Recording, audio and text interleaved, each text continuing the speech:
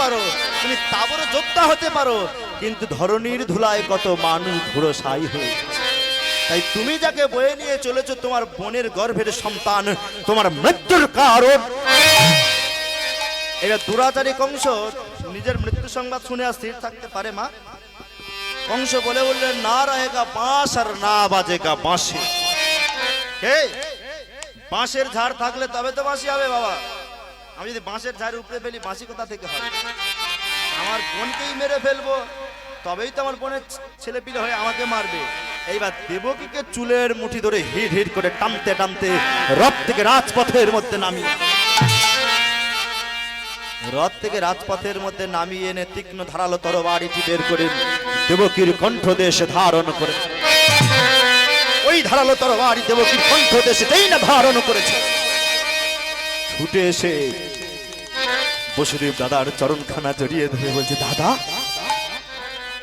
দাদা, এ তুমি কি করছো দাদা? মাত্র 2 ঘন্টা আগে তোমার বোনের সঙ্গে আমার শুভ পরিণয় হয়েছে, নব দম্পতি বিবাহ বন্ধনে আবদ্ধ হয়েছে। এর মধ্যে যদি আমার স্ত্রীকে এইভাবে মেরে ফেলো, বড় দুঃখ পাবো দাদা, বড় কষ্ট পাবো। দোহাই দাদা, আমার স্ত্রীর প্রাণ ভিক্ষা দাও। এবার কংস মহারাজ বলছে, শোনো, 2 ঘন্টা আগে বিয়ে হয়েছে, দরদটা শুধু দেখো, এমন দরদ উতলে উঠেছে। তবে শোনো, আজকে আমার পথের কাঁটার যে হবে তাকেই আগে শেষ করব। তুমি যদি আমাকে বাধা দাও দেবকীকে মারতে, আজকে তোমাকে আগেই শেষ করবো, তবে আমার বোন। ওই ধারালো তরবারি ঘুরিয়ে নিয়ে কি করলেন? বসুদেবের কণ্ঠদেশে ধারণ করেছে। যেই না বসুদেবের কণ্ঠদেশে ধারণ করেছেন, চিৎকার করে দেবকী মা আমার বলে উঠলেন, দাদা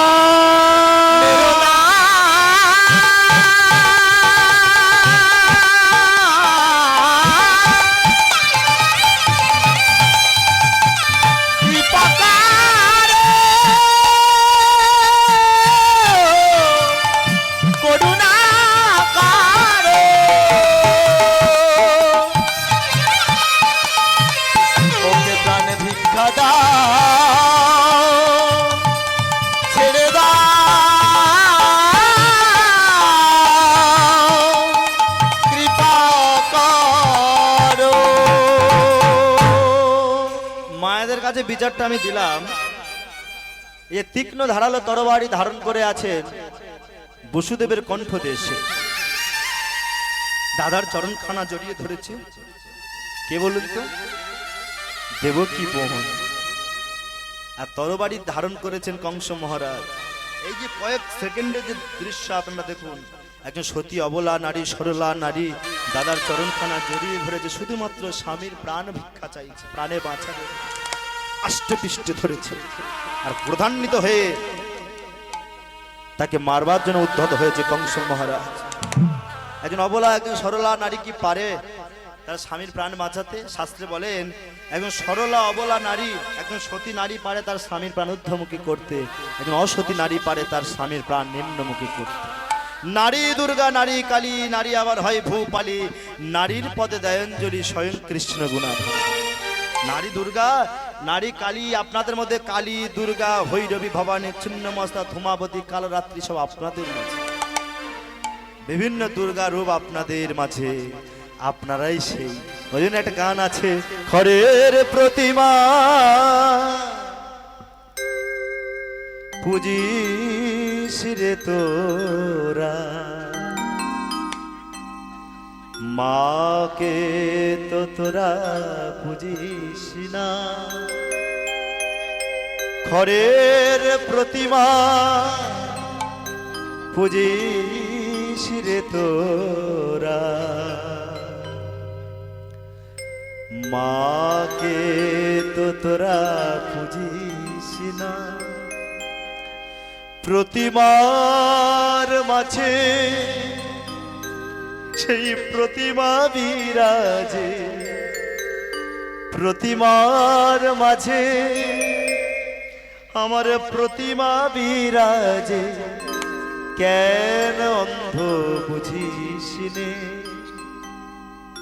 মাকে তো তোরা বুঝিস নে। কি সুন্দর কথা দেখো। ওরে বাংলার ছেলেরা, তোরা কেবল মায়ের মূর্তি পূজা করিস, খড়ের প্রতিমা পূজা করিস, প্রকৃত মাকে কেউ পূজা করে? তাই যদি হতো তাহলে বৃদ্ধাশ্রমে আমার মা জননী দিনের পর দিন প্রহর গুনতো না, আমার খোকা কখন আসে। আমার ওই গর্ভধারিণী দুর্গা বৃদ্ধাশ্রমে চোখের জল ফেলে। কত দুর্গা পেটের ক্ষুধা নিবারণ করার জন্য রাস্তায় ভিক্ষাবৃত্তি করে জীবিকা নির্বাহ করে। শুধু তাই নয়, এই বাংলার বুকে কত দুর্গা ধর্ষিত হয়ে গেল, তার বিচার বিকিয়ে গেল, আজও নীরবে কেঁদে বেড়ায়, তার বিচার ব্যবস্থা কেউ পারল না সেই দুর্গার আত্মা শান্তি দিতে। এতগুলো দুর্গা যে বাংলার বুকে কেঁদে বেড়ায়, সেই বাংলার বুকের ছেলেরা যে কোটি টাকার সোনার মুকুট করে মায়ের মাথায় পরায়, কোনোদিন কি মা দুর্গা সন্তুষ্ট হতে পারে? কোটি কোটি টাকা ব্যয় করে বাজেটের দুর্গা পুজো করে সোনার মুকুট নিয়ে মায়ের দিকে ছুটে আসিস, মা দুর্গা বলে সাবধান, এই কোটি টাকা দামের সোনার মুকুট যেন আমার মাথায় তোরা পরাস না। লজ্জা, কি লজ্জা! তোদের ঘরের দুর্গা বিচার পেল না, ধর্ষিত হয়ে গেল, আর তোরা আসিস আমি খড় মাটি দেয়া দুর্গার মাথায় সোনার মুকুট পরাতে। আমি সম্মান পাবো না, কোনোদিন আমি খুশি হব না। বলতে পারিস বাবা, তুই যদি দুদিনের জন্য কোথাও চলে যাস, যে দুর্গাকে ঘর থেকে বের করে দিয়েছিস সে যদি শোনে, এসে বলবে বৌমা, ও বৌমা, আমার খোকা কখন আসবে গো? একটু ফোন করে দেখো না আমার খোকা বাড়ি এলো, দেখো না আমার খোকা কত দূর এলো। ওই দুর্গার চোখে ঘুম চলে যাবে শুধু তোমার জন্য, আর অবহেলার চোখে সেই দুর্গাকে দেখে। যে দুর্গাকে রাশি রাশি ফল মিষ্টান্ন দিয়ে পূজা করেন, সেই মা দুর্গা কি আপনার কথা ভাবে, আপনার কথা বোঝে? কিন্তু আমার গর্ভধারিণী দুর্গা আমার জন্য কি কষ্ট পায়,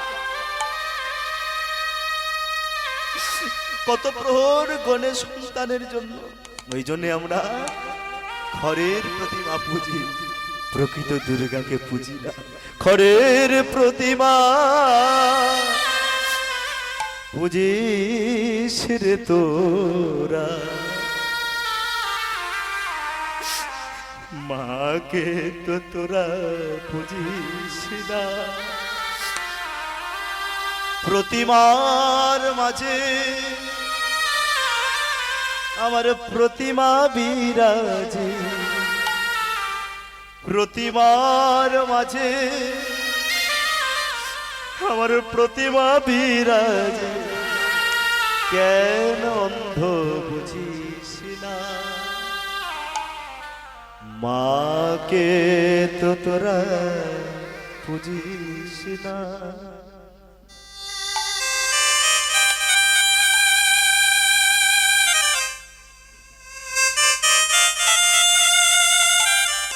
তাহলে মা, আমরা কেবল মাটির প্রতিমা পুজি, আর সেই দুর্গার এক দুর্গা আজকে দেব কি মা? আমার দাদার চরণ ধরেছে অবলা সরলা দুর্গা, শুধুমাত্র স্বামীর প্রাণ বাঁচাবে বলে। এ মা, আসতে মা। সেই দুর্গা আজকে চরণ ধরেছে স্বামীকে বাঁচাবে বলে। মনে রাখবে, একজন সতী নারী পারে স্বামীর প্রাণ ঊর্ধ্বমুখী করতে, একজন অসতী নারী পারে তার স্বামীর প্রাণ নিম্নমুখী করতে। ওই জন্য পদাবলী একটা গান আছে, কি জানেন? ও নারী একবার যদি স্বর্গে তোলে, ও নারী একবার যদি স্বর্গে তোলে, আবার নরকেতে ডুবায়। আয় নারী মন বোঝা বড় দায়ে দায়ে গো, নারী মন বোঝা বড় দায়ে দায়ে গো, নারী মন বোঝা বড় দায়ে। হরি বল।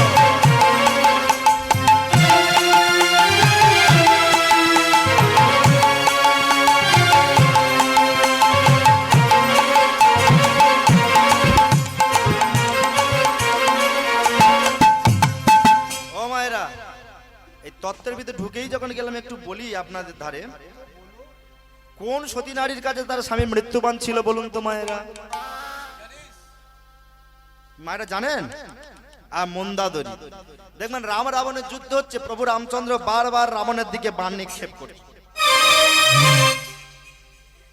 বারবার বাণ নিক্ষেপ করেছে। রাবণের মৃত্যু হচ্ছে না। রামচন্দ্র মনে মনে ভাবেন কি ব্যাপার, তাবড় তাবড় যোদ্ধারা ধরাশায়ী হয়ে গেল আমার বাণের আঘাতে, কিন্তু রামচন্দ্রের আঘাতে রাবণের মৃত্যু হচ্ছে না, কি ব্যাপার? বিভীষণ এসে বলছে, প্রভু রামচন্দ্র, এইভাবে আমার দাদার মৃত্যু হবে না। মানে কেন? আমার দাদার জন্য পার্সোনাল ভাবে, মানে একান্ত ভাবে বাণ তৈরি হয়ে আছে। কোথায়? আমার বৌদি মন্দাদরীর কাছে। যেই এই না কথা বলেছে, বলে বাণ হরণ করবে কি? বলে একজন পারে, তিনি কে? হনুমান।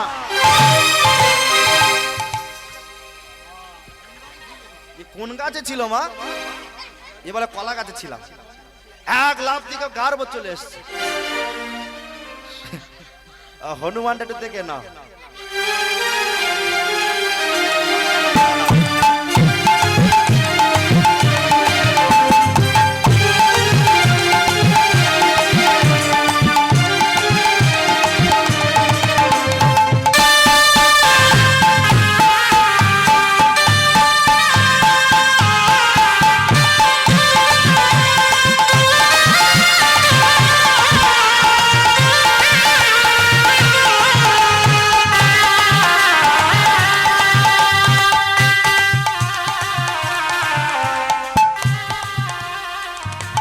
হনুমানই এসে লাফ দিয়ে পড়ে নাচ আরম্ভ করে দিয়েছে। এই, একে ভালো করে দেখে নে, যদি তোদের এই এলাকায় কোনোদিন আসি, এর এমন দাবড় দিবি, মানে যেন আমার মথুরাপুর চলে যায়। হ্যাঁ, শোনো হনুমান, যেন তেন প্রকারেণ রাবণ রাজার মৃত্যুবান তোমাকে হরণ করতেই হবে। পারবে বাবা? তুমি একবার গিয়ে লঙ্কা কাণ্ড বাঁধিয়ে এসেছো, তোমার মুখ আর লেজ পুড়েছে, তবে এই হনুমান সেজে গেলে, এই এরা তো হেসে গড়িয়ে যায় একবারে। শোনো শোনো, লেজ নি লেজ দেওয়া হবে। শোনো, এমন বেশ ধারণ করে যাবে কেউ বুঝতে না পারে তুমি হনুমান। হনুমান কি করছেন? বেশটা বদল করলেন। কি বলুন তো? ছিল একটা ব্রাহ্মণ বেশ ধারণ করেছেন, কিন্তু পোশাক বদলালে কি হবে? স্বভাব তো আর বদলানো যায় না। হনুমানের একটা স্বভাব, বলিয়ে সিয়ারাম কি যা। এবার সুন্দর করেন হনুমান ব্রাহ্মণ বেশ ধারণ করে, ছোট্ট কাছা মোটা কোচা, এবার রাম নাম করতে চলেছে। তনকে তমুরে মেদো, তনকে তমুরে মেদো, তো सासों की तान बोलो बोलो। जय सिया राम राम, जय सिया राम, जय सिया राम, जय सिया राम। तम के तमोरे बोलो, तम के तमोरे बोलो, जय सिया राम बोलो, जय सिया राम राम, जय सिया राम राम, जय सिया राम।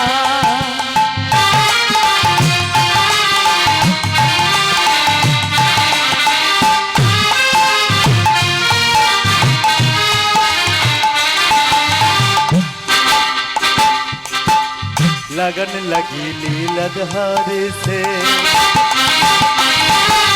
लगन लगी लीलधारे से, जगीर जगमग ज्योति, जगीर जगमग ज्योति।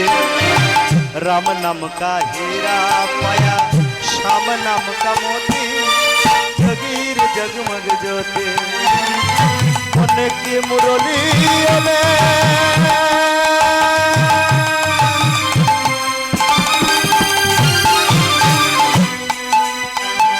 मन के मुरलियों में, मन के मुरलियों में सुरदास सिंगार बोलो। जय सिया राम राम, जय सिया राम राम, जय सिया राम राम, जय सिया राम। মন্দাদরি, ও মন্দাদরি, মন্দাদরি ডেকে দাও তোমার পিছনে। মন্দাদরি ওই পড়ে গেল। আয়, আয়, তোরা হাসিস কেন? ও মন্দাদরি, মন্দাদরি, মন্দাদারি ঘুমিয়ে পড়েছে। মন্দাদরি পরিস্থিতি খারাপ মা। শোনো, মন্দাদরি বলে জোরে ডাক দিয়েছে, আর মন্দাদরি ঘুমিয়ে অচৈতন্য। শোনো, মন্দাদরি ঘর থেকে আস্তে আস্তে, মায়ের কথা শোনেন। মন্দাদরি ঘর থেকে বার হয়ে এসেছেন, বেড়ে এসে এসে বলছে, কি বাবা তুমি এসেছো, বস বস বস। এবার মন্দাদরি হনুমানকে বসতে দিয়েছে, হনুমান বলছে মা তোর বাড়ি আমি খেতে আসিনি, মা থাকতে আসিনি, আমি এক্ষুনি চলে যাবো। কেন? বলে মানুষ অতিথি যদি বাড়িতে আসছে সব বলতে হয়, ও বাবা ও হনুমান, ও মা, মানুষ যদি বাড়িতে আসে আপনারা কি করেন? একেবারে গাছ থেকে ছিঁড়ে পড়ে অভ্যর্থনা করেন না? দাদা এসেছো, বসে বসে বসে চা খাবে, শরবত খাবে, কি খাবে বলো?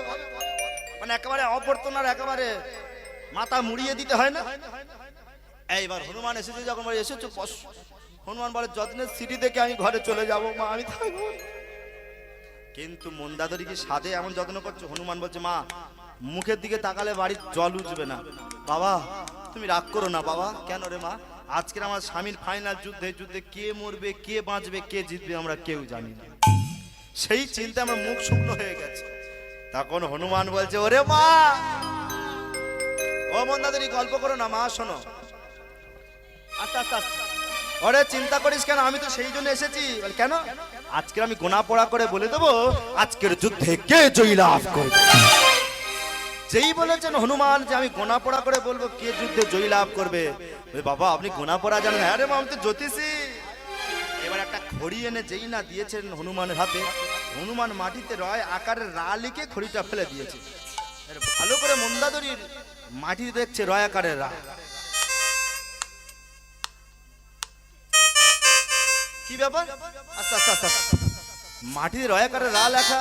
বলে শোন মা, আমরা হলাম জ্যোতিষী, ডিটেলসে কিছু বলা যাবে না, ওই আদ্য অক্ষর দেখে বুঝে নিতে হবে আজকের যুদ্ধে কে জয়ী লাভ করবে। এবার মাটিতে যখন রয় আকারের রা লেখা আছে, মাটিতে যখন রয় আকারের রা লেখা আছে, মন্দাদরির দেখে আনন্দে নাচতে আরম্ভ করল। এত নাচার কি আছে, নাচছিস কেন? মা বলে নাচবো না, আমি তো জানি আমি আমার স্বামী মরবে না, কারণ আমার স্বামীর মৃত্যুবান আমি লুকিয়ে রেখেছি। যেই না মন্দাদরি বললেন আমার স্বামীর মৃত্যুবান আমি লুকিয়ে রেখেছি, মন্দাদরি জিভ বের করে জিভ কেটে বসে আছে। মা তুই জিভ কাটলি কেন? বলে বাবা এই ত্রিভুবনে আমার স্বামীর মৃত্যুবান যে আমি লুকিয়ে রেখেছি, এই ত্রিভুবনে কেউ জানে না, তবে সবাই জানে, জানুক দুঃখ নাই, ওই মুখ পোড়া হনুমান যেন না জানে। হ্যাঁ, আর হনুমান বলে আমি তো সেই যন্ত্রে এসে বসে আছি মা। আস্তে একটু আস্তে, আমাকে জানাতে হবে না, আমি সেই যন্ত্রে এসে বসে আছি। ও মায়েরা, ওই রয় আকার থেকে রাবণ হয় তাই মন্দাদরি নাচছে, কিন্তু রয় আকার থেকে আরেকজনের নাম পড়ে না। হ্যাঁ হ্যাঁ, মন্দাদরি ভাবছে আমার স্বামী রাবণ জিতবে, আর হনুমান ভাবছে আমার জগৎ স্বামী রামচন্দ্র জিতবে। জেনেই যখন ফেললেন মন্দাদরি লুকিয়ে রেখেছে, হনুমান তো ব্রাহ্মণ বেশ ধারণ করেছে, কিভাবে বানটাকে হরণ করতে হবে সে ভালো করে জানে, কথা দিয়ে কথা নিতে হবে। মা তোর স্বামীর মৃত্যুবানটা ঠিকঠাক রেখেছিস তো? হ্যাঁ, কোথায় রেখেছিস? আলমারি, আলমারির ভেতর রেখেছিস? বলে না বাবা আপনি চিন্তা করবেন না, সে আমি ঠিকঠাক রেখেছি। আবার প্রশ্ন করছো মা তোর স্বামীর মৃত্যুবানটা তুই কি এই শোকেসের মধ্যে রেখেছিস? হ্যাঁ,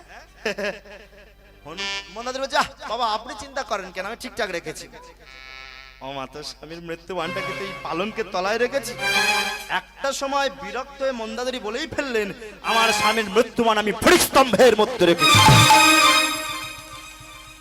যেই বলে ফেললেন আমার স্বামীর মৃত্যুবান আমি ফড়িকস্তম্ভের মধ্যে রেখেছি, হনুমান জানতে পেরে ছলনা করে বলছে মা বাবা একটু জল খা মা, জল খাই। যেই না জল আনতে ঘরের মধ্যে গেলেন, হনুমান কি করলেন? বিশাল বিভু মূর্তি ধারণ করে ফড়িকস্তম্ভে করলেন গদাঘাত। ফড়িকস্তম্ভ বিদীর্ণ করে ভয়াল ভয়ঙ্কর রাবণ রাজার মৃত্যুবান হরণ করলেন। যেই না হরণ করলেন, সতী নারী অন্তরে কেঁপে উঠল, চিৎকার করে ছুটে এলেন। কে কেমন প্রতারণা প্রবঞ্চনা করে আমার স্বামীর মৃত্যুবান তুমি হরণ করে নিয়ে যাচ্ছ? তুমি কে? হনুমান তুমি তুমি এমন ছলনার আশ্রয় নিয়ে প্রতারণা প্রবঞ্চনা, এই প্রবঞ্চনা কথার বাংলা অর্থ হলো চিটিংবাজি। এই প্রতারণা কথার চিটিংবাজি, তুমি এমন প্রতারণা প্রবঞ্চনায় চিটিংবাজি করে আমার স্বামীর মৃত্যুবান হরণ করে নিয়ে যাচ্ছ হনুমান। হনুমান বলছে মা চিটিংবাজি শুরু করেছে কি আগে আমি? আমার সীতামা যেদিন কুঠিরের মধ্যে ছিল তোমার স্বামী এমন ভাবে ব্রাহ্মণ বেশ ধারণ করে আমার মাকে হরণ করে নিয়ে এসেছে, তাহলে শুরু করেছে তোমার স্বামী, পরে করলাম আমি। একে কি বলে জানো মা? রাজনীতি। তাহলে মা সেই সেই রাবণের মৃত্যুবান যখন এনে প্রভু রামচন্দ্রের হাতে দিয়েছিলেন হনুমান, রাবণ নিধন যজ্ঞ সমাপ্ত করেছিলেন প্রভু রামচন্দ্র। ওই যে একজন সতী নারী, একজন সরলা নারী পারলো না স্বামীর প্রাণকে রক্ষা করতে, তাই তো বলেন সামান্য কি নারী জাতি আর কৃষ্ণের মস্তকে দেখো, দেখো তুলসী সতী, তুলসী সতী, দেখো তুলসী সতী। আমরা নারীর লাগি পশুপতি, নারীর লাগি পশুপতি, নারীর লাগি পশুপতি। নারীর লাগি পশুপতি। এই, পশুপতি কে?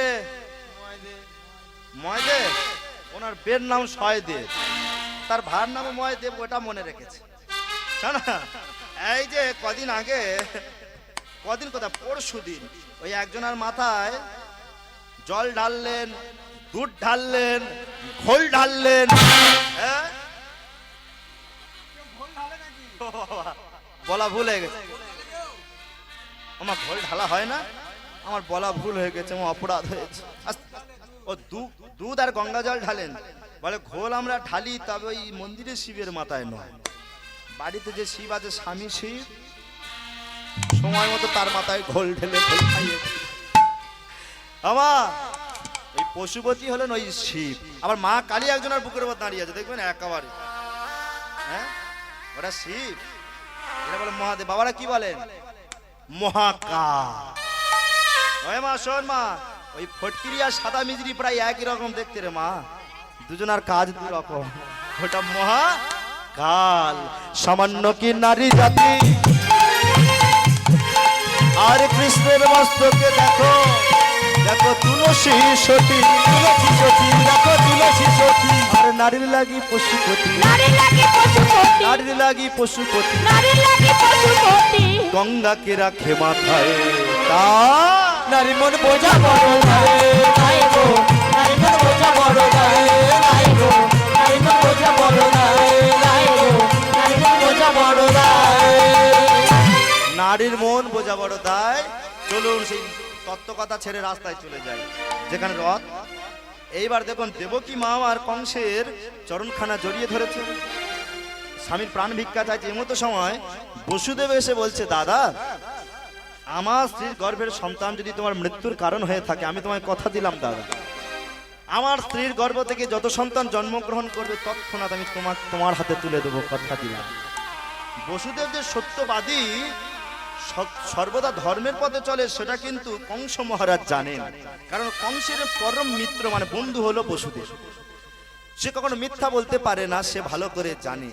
যখন বললেন যে আমার স্ত্রীর গর্ভে থেকে যত সন্তান জন্মগ্রহণ করবে আমি তোমার হাতে তুলে দেবো, শুধু ওকে প্রাণ ভিক্ষা দাও।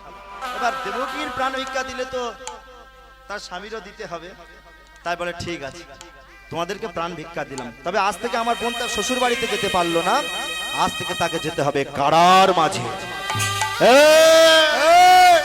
কে কোথায় আছিস? এক্ষুনি আমার বোনকে এবং বসুদেবকে টানতে টানতে কারার মাঝে নিক্ষেপ কর। সবাই মিলে ছুটে এসে মা দেবকী আর বসুদেবকে কারার মাঝে নিক্ষেপ করলো। কটি দ্বার জানেন? 18টি দ্বার। 18টি দরজা দিয়ে দিয়ে তার ভেতরে রেখেছে ওই নব দম্পতিকে কারা বন্ধ করে। কণ্ঠদেশে শৃঙ্খল, হস্তদেশে শৃঙ্খল, হস্তপদ সমস্ত জায়গায় শৃঙ্খল বন্ধন অবস্থা। একই নিষ্ঠুর পরিহাস দয়াময় তোমার। এই তো হবার কথা ছিল না দয়াময়।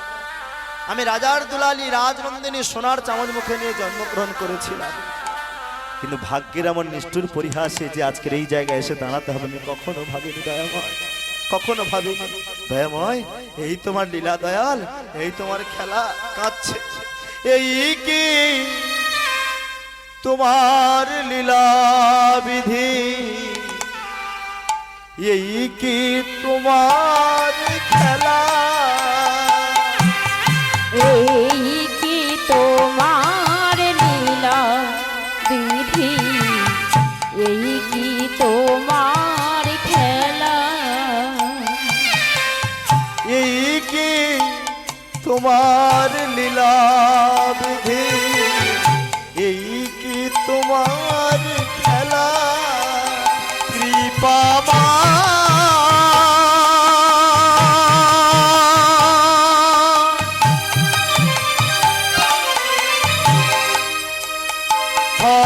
ভালোবাসা